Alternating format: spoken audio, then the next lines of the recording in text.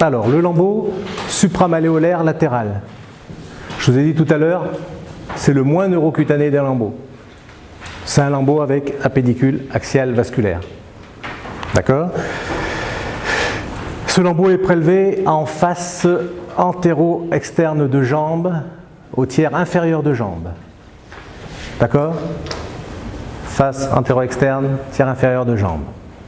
La vascularisation de ce lambeau est assurée par une perforante cutanée issue du réseau fibulaire.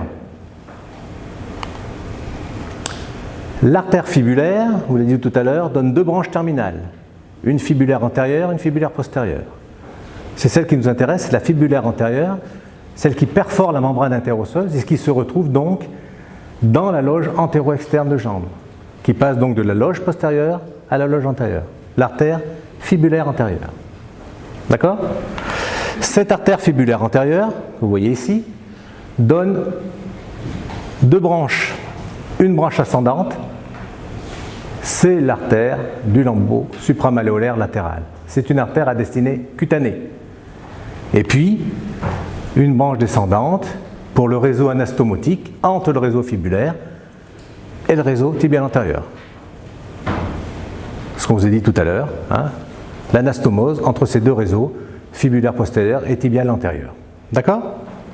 Ce qui nous intéresse, nous, c'est la branche ascendante cutanée. Alors il y a un nerf effectivement dans ce lambeau de cheminée, là c'est le nerf fibulaire superficiel. Il cheminait en haut entre les péronniers, il superficialise à la partie distale de jambe, il devient sous-cutané et il passe dans le lambeau. Hein? Et à la différence des autres lambeaux, on peut respecter le nerf.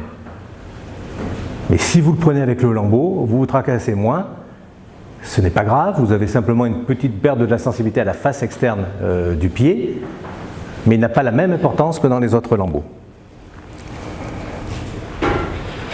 Maintenant, le point pivot de ce lambeau. Le point pivot, il est au niveau donc, de la sortie de la fibulaire antérieure. Comment vous le repérez? Alors ça, c'est très important également avant de faire votre lambeau. Il faut bien palper votre jambe, bien repérer le tibia, bien repérer la malléole externe, donc du péroné. Vous glissez entre les deux, il y a un espace entre le tibia et le péroné, l'angle dièdre là. Prenez du temps à palper et c'est dans cet espace interosseux que passe cette artère fibulaire antérieure. Et là vous le repérez, vous mettez une croix. Je vous conseille vivement de vous aider d'un petit Doppler. Soit à la veille de l'intervention, soit au bloc, vous repérez cette branche cutanée et au Doppler, vous essayez de la suivre, qui vous donnera l'axe artériel, hein, l'axe de votre lambeau. Votre lambeau sera dessiné autour de cet axe. Si vous n'en avez pas, ce n'est pas grave. Une fois que vous avez repéré cette artère fibulaire, eh ben, la branche est ascendante et vous pouvez prélever un lambeau qui intéresse tout le tiers inférieur de la face antéro-externe de jambe. Voilà pour le repère. Donc là, ce n'est pas les repères des veines comme tout à l'heure, c'est le repère vraiment de son pédicule, du pédicule artériel, dans l'angle dièdre entre le tibia et la fibula. Ça, c'est le point pivot que je vous recommande. C'est le plus fiable. Mais vous pouvez distaliser ce point pivot. Comment et pourquoi? Je vous ai dit que cette artère fibulaire, elle établit un réseau anastomotique avec le réseau tibial antérieur.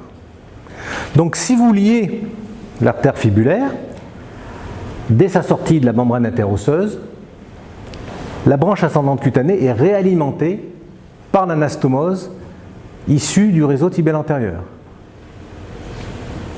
À ce moment-là, le point pivot qui était dans l'angle dièdre tibio-fibulaire est distalisé au niveau du coup de pied, au niveau du réseau tibial antérieur. En distalisant votre point pivot, vous augmentez l'arc de rotation et vous distalisez également les possibilités de couverture par ce lambeau supramalléolaire latéral.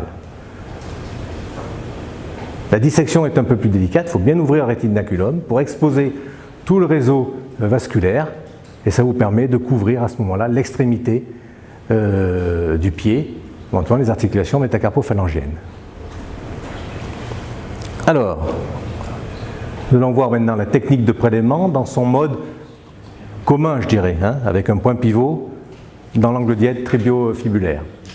Patient décubitus dorsal, le garrot à la racine du membre, un billot sous la fesse pour latéraliser le membre inférieur et vous exposer parfaitement la partie antéro-externe de jambe. Vous commencez par une incision, vous avez tracé votre lambeau, vous commencez par l'incision antérieure de la palette cutanée.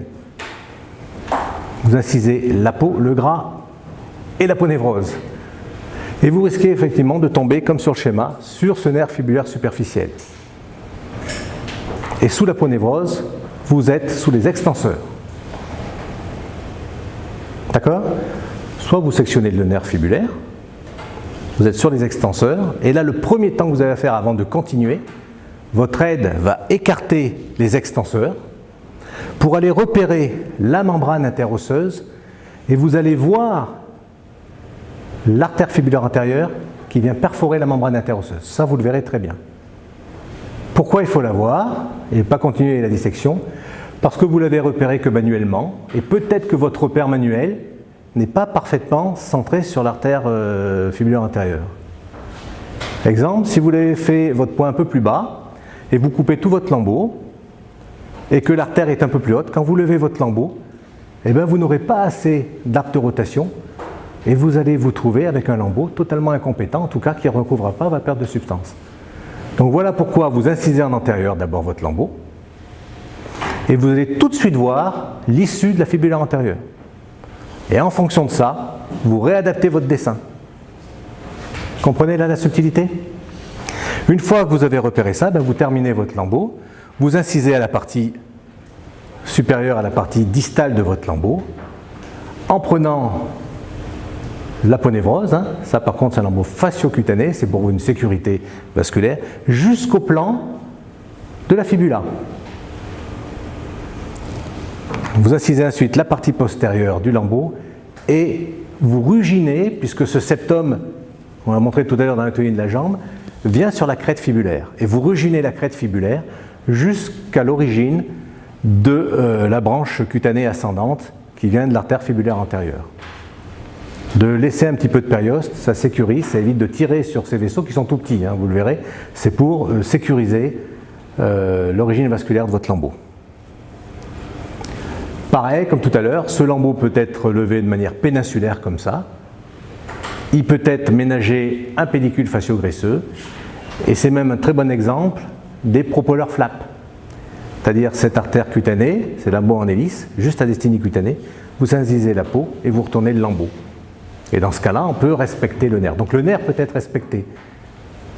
Mais si vous le sectionnez, vous l'emmenez dans votre lambeau, ce n'est pas grave. D'accord? Les techniques de prélèvement péninsulaire, à pédicule fascio-graisseux comme tous les autres, et c'est un bon exemple d'un îlot vasculaire, donc un propolar flap.